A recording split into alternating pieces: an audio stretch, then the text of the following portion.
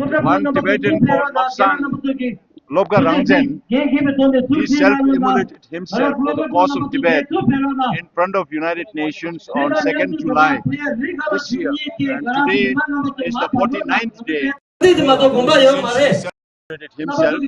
And according to Tibetan traditions, 49th day is an important day when the person is supposed to take the transmigration of the next life. So, to mark this day, honor all those Tibetans who have sacrificed their life for Tibet. 157 Tibetans self-immolated inside Tibet from 2009 onwards till a few years ago, and 11 Tibetans have self-immolated inside over the last many years. So, Lobga Rangchen self-immolated just one day after the implementation of the so-called Ethnic Unity and Progress Law that China adopted on March 12th. So we'll be going to speak more about what is there in the Ethnic Unity Law, because communist government always have a very nice name for programs, but with a very sinister, बहुत ही sinister idea होते हैं. इसका मतलब ये हुआ कि now the Chinese government is using every administrative, everything under their control to make sure that Tibetans are denied of their right to use their language, which came from India, the Tibetan language, and the right to use their religion. The religion also needs to be, according to Chinese, it's an assimilationist policy where every Tibetan will be turned news country.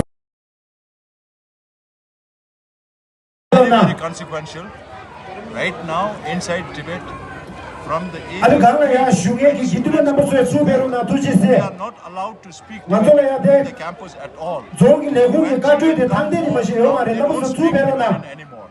So this is going to be very, very consequential for the Tibetans. That's also the reason why we not just remember Lobga Rangchen, who self-immolated himself for the cause of Tibet, but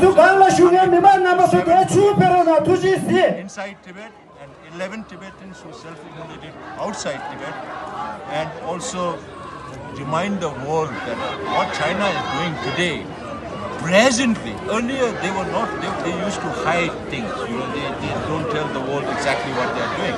But today they are in a state where they are present enough not to be bothered by any country and do whatever they want to do.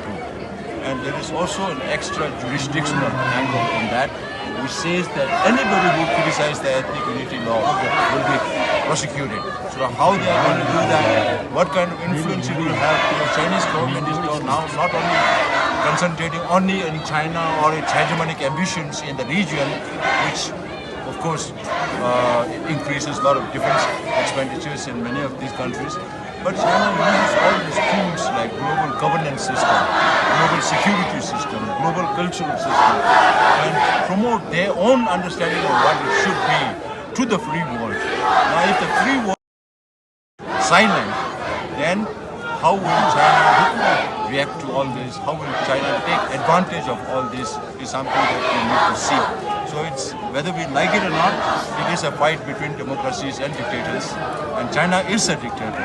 China is today what I call an autocratic capitalist under the garb of communism. Communism does not exist at all in China. Only the authority to keep the power with the communist leaders exists. Otherwise, it's very much a capitalist country. That is why they have $1.3 trillion of foreign exchange reserve last year.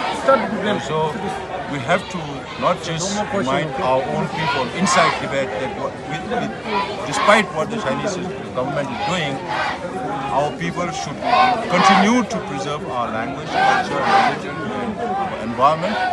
And we have to send a clear message to the Tibetans in the diaspora community, particularly those here. We have our ambience of compact Tibetan communities where we live together. We have our schools with the help of government of India. But Tibetans who live in Europe, North America, they are born in different environments. And many children don't get the facility to study Tibetan. So it's a reminder to the parents of our generation right now who lives in diaspora also to make sure that those of us who live in the free world take this opportunity to learn Tibetan and promote our identity. Thank you. And then the message is to the international. Thank you.